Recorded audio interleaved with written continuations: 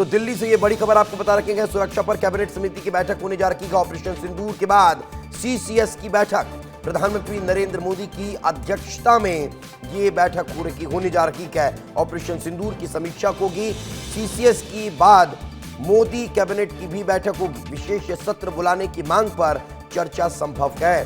तो ये बड़ी खबर आपको बता रखे हैं।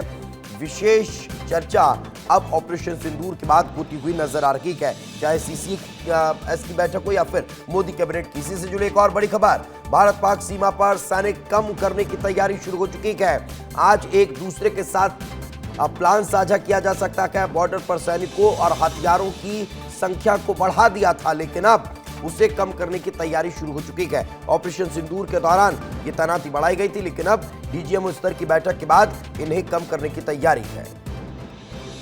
एक और बड़ी खबर, विदेश मंत्रालय के प्रवक्ता का बड़ा बयान सामने आया है। पीओके को पाकिस्तान खाली करे, एमईए ने कहा है। द्विपक्षीय तरीके से मामले हल होंगे, ये एमईए कह रहा है। जम्मू कश्मीर के लिए तीसरा पक्ष दखल न दे। जम्मू कश्मीर भारत का अभिन्न अंग है। पाक जल्द समझ जाए, इसी में उसकी भलाई है। पाक की गोली का जवाब गोली से देंगे। We have a long-standing national position that any issues pertaining to the Union territory of Jammu and Kashmir have to be addressed by India and Pakistan bilaterally. That stated policy has not changed. As you are aware, the outstanding matter is the vacation of illegally occupied Indian territory by Pakistan.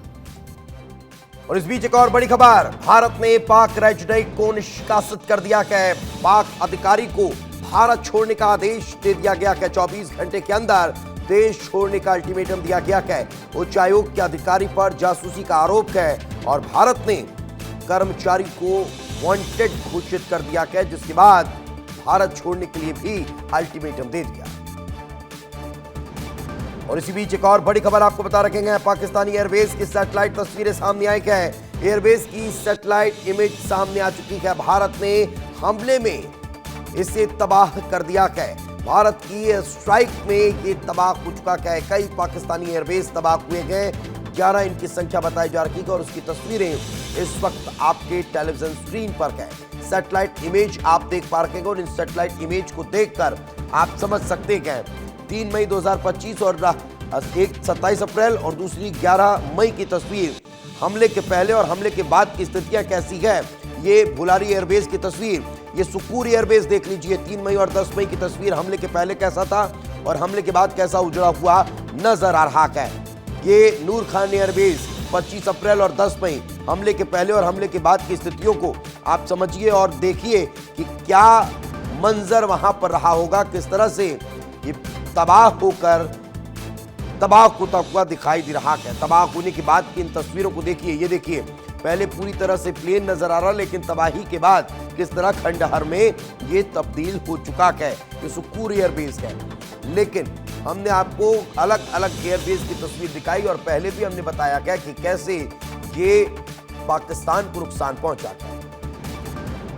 लेकिन एक और बड़ी खबर इस वक्त आपको बता रखे हैं, भारत को एक और नया ताकतवर जंगी जहाज मिलने जा रहा है। रूस से इसी महीने ये जंगी जहाज तमल आने वाला है। ब्रह्मोस मिसाइल से लैस होगा तमल और वॉरशिप के लिए ये अपने आप में बहुत महत्वपूर्ण है। भारतीय नौसेना की ताकत को ये जहाज बढ़ाने वाला है। दुश्मन की नजर में आए बिना हमला करने में ये सक्षम है। दुश्मन के रडार की पकड़ से बाहर रहने वाला है तमल वॉरशिप। 28 मई को भारत पहुंचेगा आईएनएस तमल। रूस से डिलीवरी की तैयारी पूरी हो चुकी है। अब एक बार फिर भारत की ताकत बढ़ती हुई नजर आने वाली। लेकिन बात ऑपरेशन सिंदूर की कर लेते हैं। ऑपरेशन सिंदूर के बाद अब क्या होने जा रहा है? सीसीएस की महत्वपूर्ण मीटिंग होने जा रही है ऑपरेशन सिंदूर के बाद। ये 6 तस्वीरें आपके टेलीविजन स्क्रीन पर है। मोदी कैबिनेट की बैठक होने जा रही है। कश्मीर में सिर्फ पीओ के मुद्दा है, ये स्पष्ट कर दिया गया है। पाक पर एक और स्ट्राइक कर दी गई है। तो वहीं पाक के झूठ का पर्दाफाश भी ऑपरेशन सिंदूर के बाद हो चुका है और शौर्य के सम्मान में देश भर में तिरंगे लहराते हुए नजर आ रहे हैं तिरंगा यात्रा के दौरान। तो ये परिवर्तन ऑपरेशन सिंदूर के बाद होता हुआ नजर आया है। और चलिए, हमारे सहयोगी राकेश दिल्ली से हमारे साथ मौजूद है। राकेश, बड़ी बैठकों का दौर अभी भी चल रहा है, सीसीएस की मीटिंग और साथ ही साथ आज मोदी कैबिनेट की भी बैठक होने जा रही है। किन महत्वपूर्ण मुद्दों पर चर्चा हो सकती है? दीपेश, देखिए, सुबह 11 बजे कैबिनेट की बैठक होगी, जिसमें खास तौर पर विपक्ष ने जो विशेष संसद सत्र की मांग की है, इस पर बातचीत हो सकती है। इसके ठीक बाद यानी कि पीएम आवास पर सीसीएस की तीसरी बैठक होगी। पहली बैठक में हमने देखा था कि पाकिस्तान पर पाबंदी लगाई गई थी। उसके बाद दूसरी बैठक में ऑपरेशन सिंदूर पर रणनीति बनी थी, तीनों सेना के प्रमुखों के साथ बातचीत हुई थी और हमने पाकिस्तान में आतंक के कमर को तोड़ते हुए भारतीय सैनिकों को देखा था। आज तीसरी बैठक है, पीएम खुद ये बैठक लेंगे। इसमें केंद्रीय गृह मंत्री अमित शाह, विदेश मंत्री एस जयशंकर, एनएसए अजीत डोभाल शामिल होंगे।